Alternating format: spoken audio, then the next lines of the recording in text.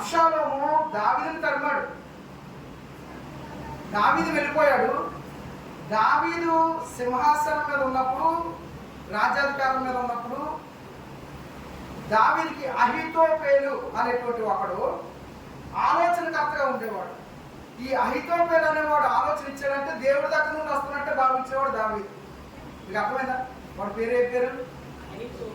అహీతోపేలు. మనసులో పెట్టుకోండి అందరూ. ఎందుకంటే ఇది మీకు అందరికీ స్నేహితుడే, నాకు స్నేహితుడే. అహీతోపేలు ఎవరు? అహీతోపేలు.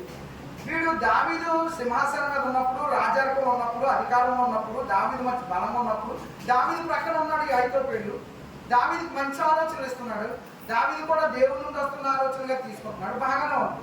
అబ్షాలోము తిరుగుబాటు చేశాక దావీదుని తరుగుతున్నప్పుడు, దావీదు ప్రాణరక్షణ కొరకు వెళ్ళిపోయినప్పుడు ఈ అహీతోపేలు కూడా ఏం చేయాలి? ఏం చేయాలమ్మా? దావీదుతో ఉండాలి. కానీ దావీదుతో ఉండకుండా ఈ అహీతోపేలు ఏం చేశాడంటే అబ్షాలోము పార్టీలో చేరిపోయాడు. ఎక్కడ చేరిపోయాడు? అబ్షాలోము పార్టీలో చేరిపోయాడు. దావీదుకు ఒక స్నేహితుడు అన్నాడు, హోషై అని, మంచి స్నేహితుడు. ఇతను దావీదుతో వెళ్ళిపోతున్నప్పుడు దావీదు అన్నాడు, నువ్వు నాతో ఉండొద్దు, నువ్వు అక్కడికి వెళ్ళిపో, వాళ్ళతో కలు, వాళ్ళతో ఉండు, వాళ్ళు ఏమేమి ప్లాన్లు వేస్తున్నారో నువ్వు అవన్నీ తెలుసుకుని నాకు పంపించు అన్నాడు. ఇతను మంచి స్నేహితుడు. ఎవరు? హోషై. హోషై కూడా వచ్చేస్తే అబ్షాలోము ఎంతలో వచ్చేసావు, నీ స్నేహితుని విడిచిపెట్టంటే ఆయన ఏదో చెప్పాడు, చేర్చేసుకున్నాడు, ఈయన ఆ గుంపులో చేరిపోయాడు. దావీదు ప్రాణాన్ని రక్షించడానికి ఒక స్నేహితుడైతే దావీదు ప్రాణాన్ని తీయడానికి ఉపయోగపడుతున్నవాడు అహీతోపేలు. అర్థమైందా? ఇప్పుడు అహీతోపేలు అబ్షాలోము గుంపులో చేరిపోయాడని దావీదు ఏం చేస్తున్నాడు? ప్రార్థన చేశాడు. చదువుకున్నాం కదండి. దావీదు ప్రార్థన చేశాడు. ఏమని? దేవా, అహీతోపేలు ఆలోచనలు చెడగొట్టే, అవి జరగకుండా చేసే అని ప్రార్థన చేశాడు. ఈ అహీతోపేలుని ఏమంటామంటే గోడ మీద పిల్లివాటం అంటాం. గోడ మీద పిల్లివాటం అంటే తెలుసా? గోడ మీద ఉంటారమ్మా, ఈ పక్కన బలం ఉంటే ఈ పక్కకు దూకేస్తారు, ఈ పక్కన బలం ఉంటే ఈ పక్కకు దూకేస్తారు. కొంతమంది ఎలా ఉంటారు? గోడ మీద పిల్లివాటంలో ఉంటారు. సంఘ పెద్దలు ఉన్నారు, ఇందులో సహోదరులు ఉన్నారు, మనతో ఉంటారు. మనం బాగున్నప్పుడు మనతో ఉంటారు, మన క్షేమం ఉన్నప్పుడు మనతో ఉంటారు, మనం ఆరోగ్యంగా ఉన్నప్పుడు మనతో ఉంటారు. అన్నీ మన తోడుగా ఉన్నట్టుగానే ఫీలింగ్ ఇచ్చేస్తారు. ఎప్పుడైనా మనకు కష్టం వచ్చినప్పుడు ఏమైపోతారు? ఏ గుంపు బలం ఉందో ఆ గుంపులోకి వెళ్ళిపోతారు.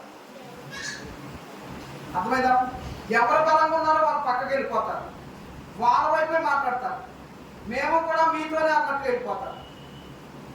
అంతకాలం స్నేహం చేసిన మనల్ని ఒక విరోధిగా చూస్తాం. ఈ అహీతోపేలు మీ జీవితంలో కూడా ఉండొచ్చు, నా జీవితంలో కూడా ఉన్నారు, ఉంటున్నారు కూడా. అవునా? 20 సంవత్సరాల ఇంచుమించు నాతో ఉండి నాకు ఆలోచన చెప్పి నన్ను అన్ని విషయాల్లో ప్రోత్సహించి చిన్న కష్టం వచ్చేసరికి ఏమైపోతుంది తెలుసా? ఆ గుంపులో చేరిపోయారు. పార్టీ మార్చేశారు, మాట మార్చేశారు. అహీతోపేలు లేవు. చాలా ప్రమాదకరం. ఇలాంటి వారికి నష్టమే తప్ప మరి వాళ్ళకేం లాభం జరగలేదు.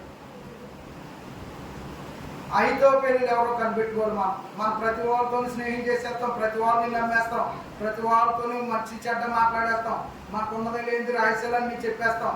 ఈ అహీతోపేలు చాలా ప్రమాదకరమైన అహీతోపేలు. మీ జీవితంలో అలాంటి వాళ్ళు మీ గుట్టు రట్ట అంతా తీసుకుంటారు, మీ విషయాలన్నీ రాబట్టుకుంటారు. ఆ విషయాలు ఏం చెప్పరు మీకు, వాళ్ళ భాగవతం ఏం చెప్పరు. అర్థమైందా? మనవి మాత్రం మనవి లాక్కుంటారు. ఈ అహీతోపేలు చాలా ప్రమాదకరమైన. ఏదో ఒక రోజు మనకు చిన్న కష్టం వచ్చినప్పుడు ఏం చేస్తారు? మనకు విరోధంగా తయారవుతారు, మనకు విరోధంగా తయారవుతారు.